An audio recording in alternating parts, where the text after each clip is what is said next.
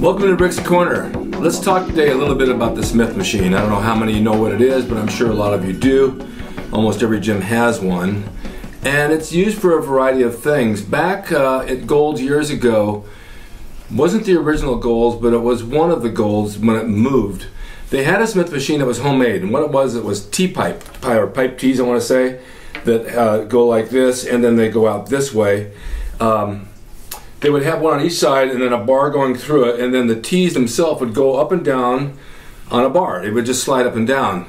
It didn't have, I think it had a pin in it or something, but it wasn't the actual Smith machine that was actually made by a company. It was homemade, but it worked really well. I used to sit on it and load the plates and put a little box underneath and do seated presses up and down like a regular bar, and it was controlled, but I got great results off of it. Now, regular presses off a rack work well. You have to balance, and sometimes your left shoulder isn't as strong as your right shoulder, and it's a little bit hard on the wrist. It's old school pressing, but it works good. But I feel as I get a little bit older, if I had more injuries, I switched to the to the Smith machine, because it's easier to control.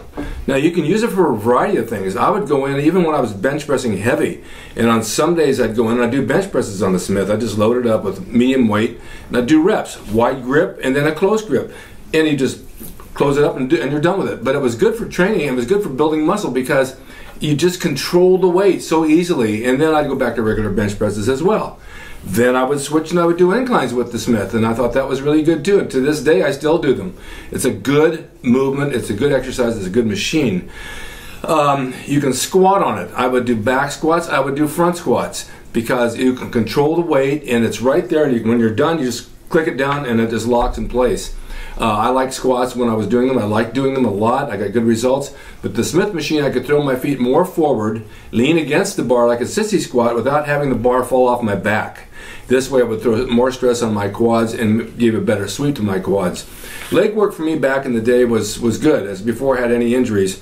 And I had a nice sweep to my thighs. My calves responded well. I never had big calves ever, and I knew that I wouldn't, so I did the best I could with them, and I just developed a shape which looked pretty good.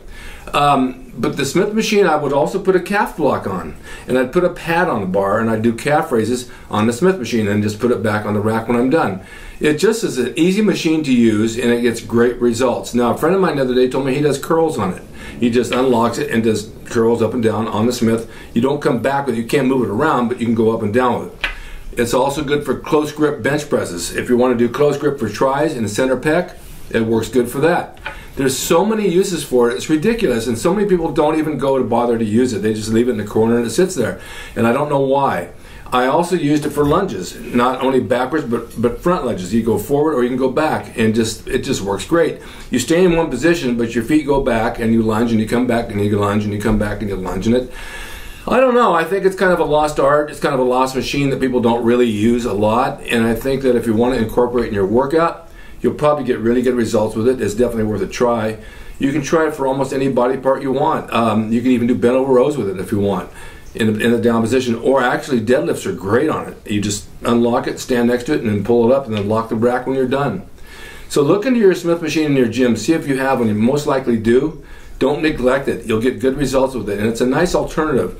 If you come in one day and you don't feel like using the bar for benches or squats or anything else, go to the Smith and use it, because most likely it's available, because no one really knows what to do with it.